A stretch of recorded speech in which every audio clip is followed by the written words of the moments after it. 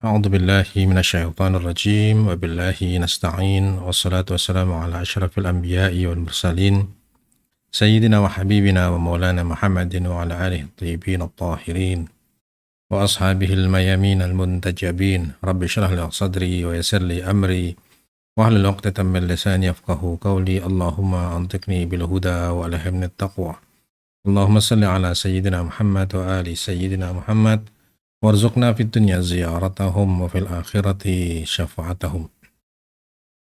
Bismillahirrahmanirrahim. Assalamualaikum warahmatullahi wabarakatuh. Segenap puji dan syukur senantiasa kita panjatkan kehadirat Allah Subhanahu wa taala atas limpahan nikmat, karunia, hidayah, inayah hingga pagi hari ini kita masih dipertemukan dalam rangka tawassul bil haq, tawassul bis sabr. Salawat dan salam senantiasa tidak lupa kita sampaikan ke haribaan junjungan kita Nabi besar Muhammad sallallahu alaihi wasallam beserta segenap ahlul baitnya, dan salam bagi sahabat-sahabat beliau. Kita akan mempelajari faktor-faktor penyimpangan yang menyebabkan banyak orang lebih memilih ru'yah kauniyah al-madiyah atau paradigma materialism. Kenapa orang lebih condong menyimpang menuju kepada materialisme?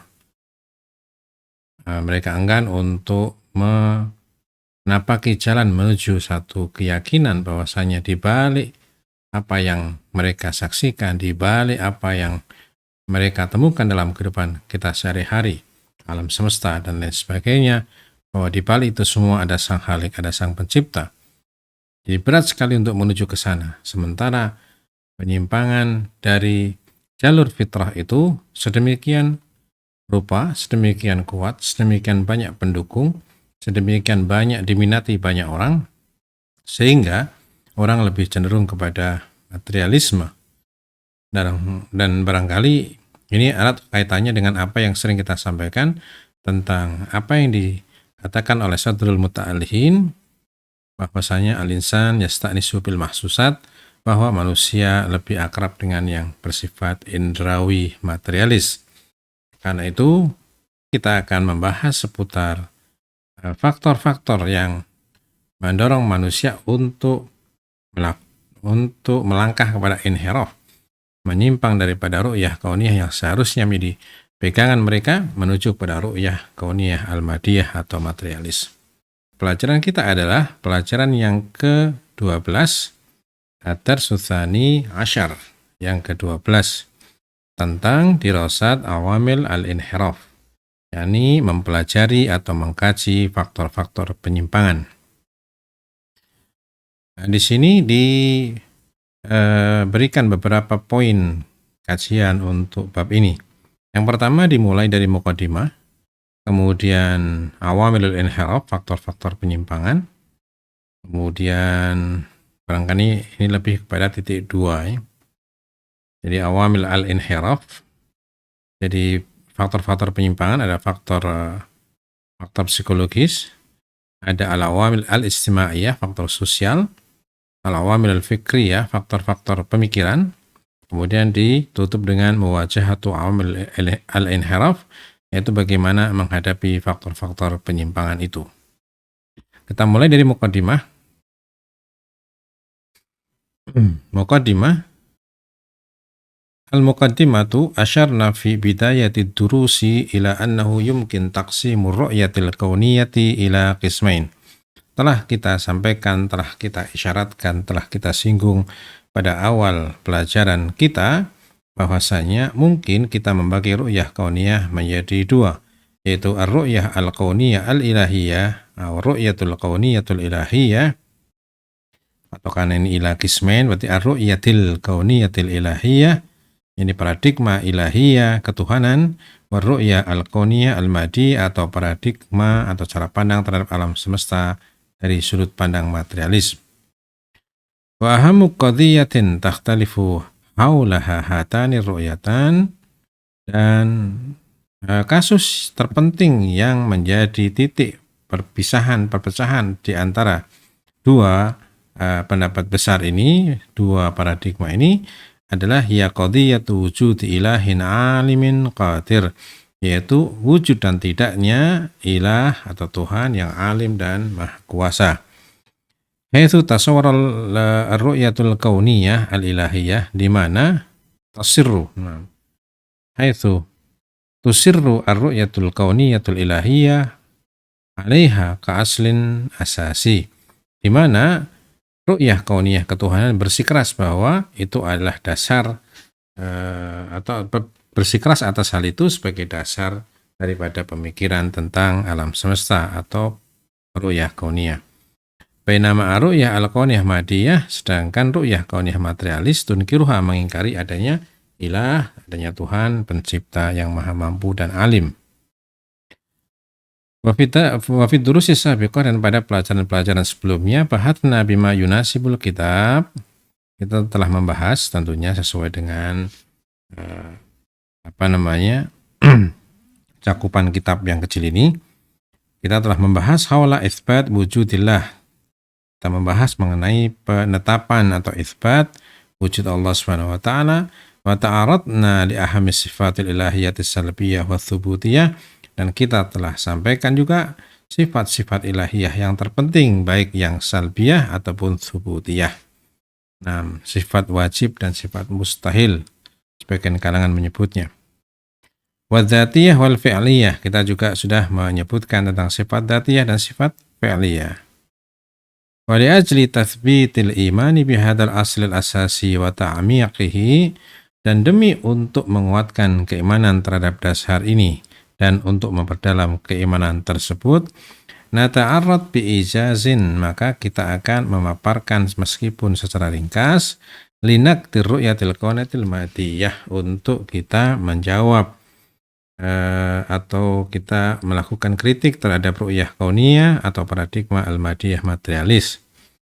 Liyatadhih min khilali dzalik, agar dengan hal itu menjadi jelas, bil idhafati ila tatsbit ususi ru'yatil kaunatil ilahiyah, semakin yang selain dari yang pernah kita bahas dalam ru'yah kauniyah ilahiyah, supaya menjadi jelas butlanu murtakizat ru'yatil kauniyah al-madiyah, supaya menjadi jelas batilnya sumber-sumber keyakinan ru'yah al-kauniyah al-madiyah atau paradigma materialis wa huwa dan kekosongannya.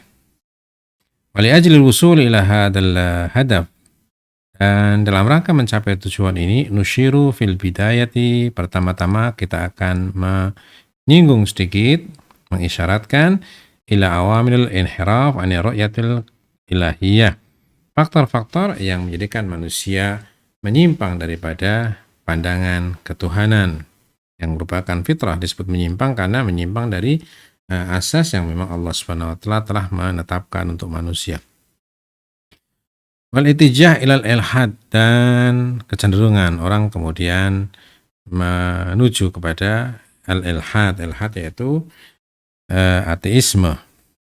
Wa ba'da dzalik, dan setelah itu nuwaddih, kami atau kita akan menjelaskan ahamman nuqtah atau poin-poin penting ad-dha'ifah, jadi poin atau poin-poin yang merupakan kelemahan fi ru'yatil kauniyatil madiyah, dalam paradigma atau ru'yah kauniyah materialis. Nah, sekarang kita akan bahas satu persatu faktor-faktor itu, faktor-faktor yang menyebabkan manusia menyimpang dari ru'yah kauniyah ilahiyah, atau orang menyimpang dari keyakinan akan adanya Tuhan, akan ketuhanan, akan Sang Pencipta. 6. Wujidatil madiyatu wal ilhadu mundul qidam fi tarikhil basyariyah. Sesungguhnya materialisme dan juga ateisme itu telah ada sejak zaman dahulu sepanjang sejarah manusia. Abirraqmi min wujudil imani billahi daiman bainas syu'ub, meskipun ada keimanan kepada Allah Subhanahu wa taala senantiasa pada setiap bangsa, kama tadullu alaihi syawahidut tarikh wa ilmil athar, sebagaimana ditunjukkan oleh bukti-bukti sejarah dan juga ilmu tentang peninggalan-peninggalan orang terdahulu. Faqad wujida aidan ba'dal afrad wal jama'at al mulhidah wal munkirah lillah, di samping kita melihat tanda-tanda bahwasannya keberagamaan itu fitrah, tadayun itu adalah fitrah, fitratul tadayun, masih juga kita dapati beberapa orang, beberapa kelompok yang mulhidah, yang mulhid, ateis, kemudian wal mungkirah lillah, dan mengingkari adanya Allah atau Rabb atau ilah. Mundu zamanin qadim, itu pun sejak zaman dulu sudah ada. Walakin bada intisyarul ladiniyah mundul qarni tsamin asyar al-miladi fi Eropa. Tapi mulai menyebar pandangan anti agama ini sejak abad 19 Masehi di Eropa. Tsumma amtaddat mawjatuha ila sa'iri baqa'il ardi tadrijiyan. Kemudian meluas pengaruhnya, meluas gelombangnya ke bagian-bagian bumi yang lain secara bertahap, tadrijan. Wa hadhil mawja al-ilhadiyah, dan gelombang ateisme ini, wa in bada'at karatti fi'lin tijaha jihazil kanisah wal masihiyah, lakin riyahuha asafat bisairil adyani wal madhahib. Meskipun gelombang ateisme ini itu lahir sebagai bentuk reaksi daripada apa yang dilakukan oleh gereja dan juga kalangan Masihiyun, para pendeta yang mereka sedemikian rupa menentang ilmu pengetahuan, menentang penemuan-penemuan yang merupakan hasil daripada pengembangan teknologi. Meskipun berawal dari situ, tapi walakin riyahaha asafat bisairil adyanil wal madhahib. Tapi anginnya itu sampai kepada juga agama-agama dan juga mazhab-mazhab yang lain selain Masihi. Karena ini sebenarnya gerakan protes terhadap apa yang namanya agama. Memang dimulai dari munculnya kecenderungan gereja untuk menghambat kemajuan teknologi, dan sempat menghukum juga orang-orang atau para penemu yang menemukan hal-hal yang baru yang dianggap bertentangan dengan keputusan gereja. Tapi itu kemudian menjadi sebuah gerakan anti agama secara umum. Waqad saddara al-gharb al-ittijah al-latini wal ilhad ila sa'ir syu'ub mutazaminan ma'a tasdir sina'a wal fan wa teknologiyah. Dan dunia barat kemudian propagandakan pandangan anti agama dan juga ateisme ini kepada bangsa-bangsa yang lain, dan itu dilakukan mutazaminan, sezaman dengan menyebarnya sina'ah, ya, produk-produk pabrik dari luar negeri, dari barat, ya, walfan, juga seni, baik itu sinematografi, kemudian berbagai macam seni lukis, itu cukup berpengaruh juga pada masalah penyebaran al-ilhad atau ateisme.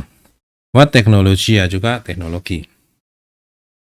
Sebagaimana kita ketahui bahwasanya teknologi saat ini memiliki peran yang sangat besar untuk merubah arah satu bangsa menuju apa yang diinginkan oleh pihak yang menguasai teknologi tersebut.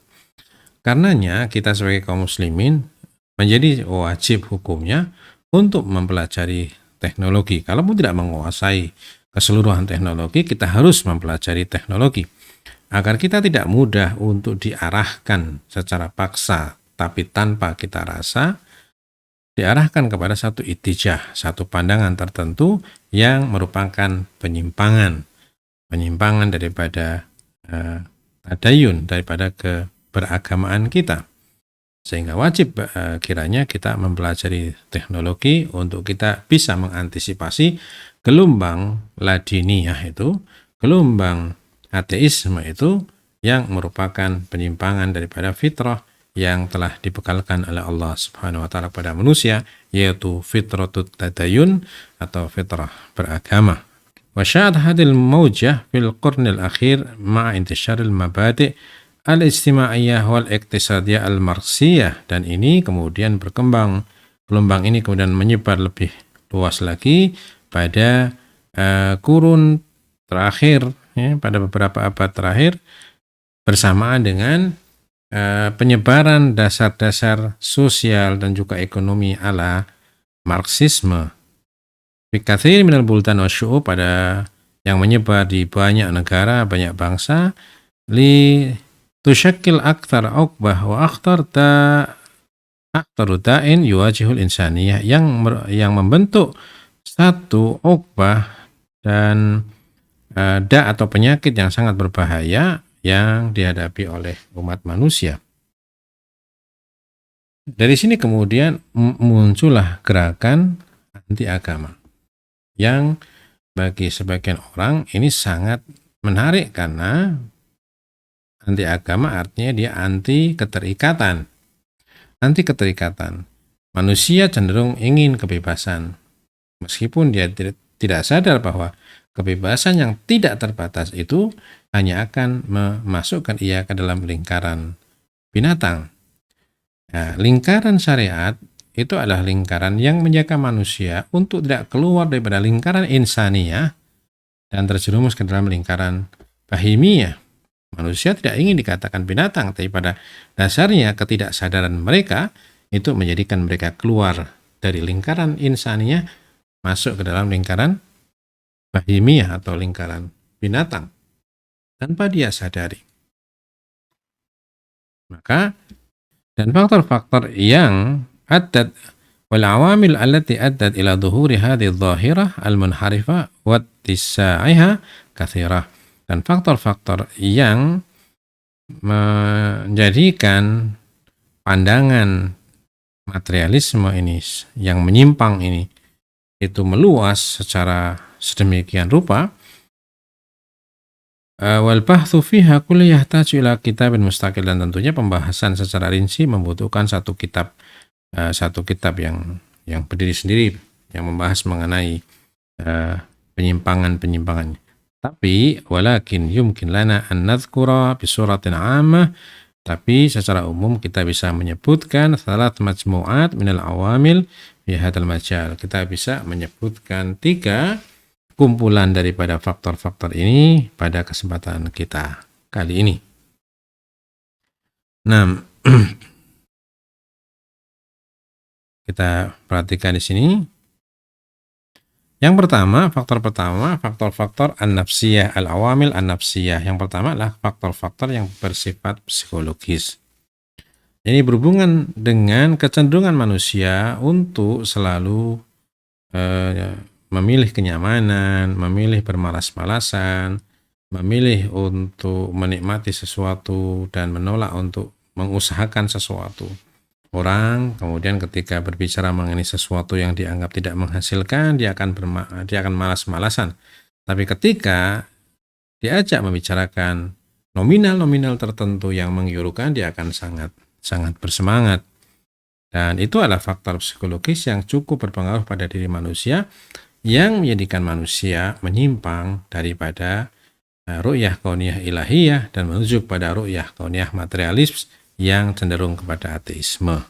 Ad-dawafi, yang dimaksud atau yang kita maksud dengan faktor-faktor psikologis adalah ad-dawafi allati yumkin an tadfa'al fard ila al-latiniyah wal ilhad, adalah dorongan-dorongan yang mungkin mendorong seseorang untuk menuju kepada anti agama dan juga ateisme, wa in lam yash'ur bihal fardu nafsuh, meskipun kadang orang tersebut tidak menyadarinya.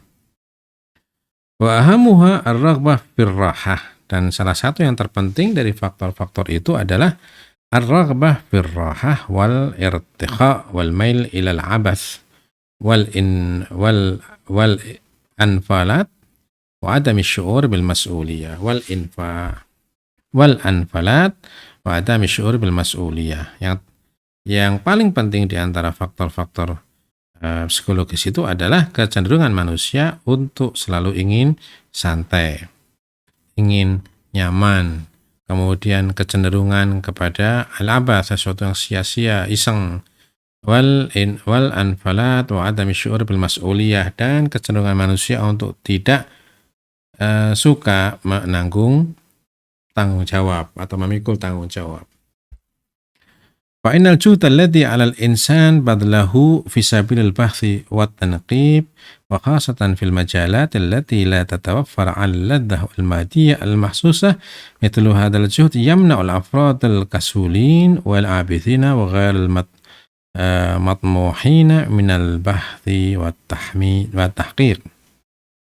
Dan dorongan itu kemudian memberikan gambaran kepada manusia bahwasanya kerja keras manusia untuk mencurahkan apa yang ia miliki untuk melakukan pembahasan, terutama hal-hal yang berhubungan dengan agama dan yang tidak memberikan kelezatan materi yang bisa diidentifikasi dengan panca indera, mithlu hadzal juhud, kerja keras seperti ini untuk mempelajari agama lah, taruhlah seperti itu, yamna'ul afrad, akan menghalangi orang-orang al-kasulin yang malas, wal abithina yang suka melakukan hal yang sia-sia, wa ghairu tamuhina minal bahthi wa tahqiq, dan orang-orang yang tidak sadar itu jelas-jelas itu akan menolak untuk melakukan kajian agama itu ruwet, agama itu sedemikian rupa. Jadi mereka lebih memilih untuk tidak mendalami agama, karena mendalami agama bagi mereka sama dengan mencari masalah, mencari kesulitan, mencari hal-hal yang sebenarnya manusia lebih memilih bebas ketimbang terikat dengan segala macam aturan, hak dan kewajiban dan lain sebagainya. Wa kadzalika ar-raghbah bil anfalat wa taharrur wal munharif. Demikian juga kecenderungan ia untuk selalu merasa ingin bebas, al-munharif, yang menyimpang dari kebiasaan, ya, anti mainstream, wal abath, dan juga melakukan hal yang sia-sia, wa adamul iltizam bil mas'uliyah wad dhawabit, tidak ingin terikat oleh tanggung jawab, ya, tidak mau berkomitmen. Tasaddu amsal haula, ini menghalangi mereka anit tawajjuh lirru'yatil kauniyatil ilahiyah. Otomatis ini akan menghalangi mereka untuk berjalan menuju ru'yah kauniyah ilahiyah. Li'ana i'tinaqal mabda' ilahi, karena berpegang kepada dasar ketuhanan, wal iman bil khaliq, dan berdasarkan keimanan kepada Sang Pencipta al-Hakim yang Maha Bijak, yu'tabar muntalikan li majmu'ati minal mu'taqadatil ukhra. Keimanan kepada Sang Pencipta yang Maha Bijaksana dianggap sebagai awal keberangkatan sekumpulan keyakinan-keyakinan yang lain yang tufrid alal insan asy'ur bil mas'uliyah, yang membebankan pada manusia rasa tanggung jawab fi jami'i mumarasatihi wa fa'alihi al-ikhtiyariyah, pada setiap apa yang ia lakukan dari perbuatan-perbuatan yang bersifat ikhtiar. Wa hadhil mas'uliyah tufrid 'alal insan fil katsir minal mawaqif wal majalati tanakur li raqabatihi, dan memegang tanggung jawab seperti ini pada saatnya memaksa manusia pada banyak kondisi untuk apa? Untuk at-tanakur li raqabatiha, untuk menolak dorongan-dorongan keinginannya. Jadi agama kan ada juga melarang hal-hal yang merupakan keinginan manusia, tapi itu sebenarnya berbahaya bagi manusia, mencelakakan manusia, merugikan manusia. Dan itu manusia merasa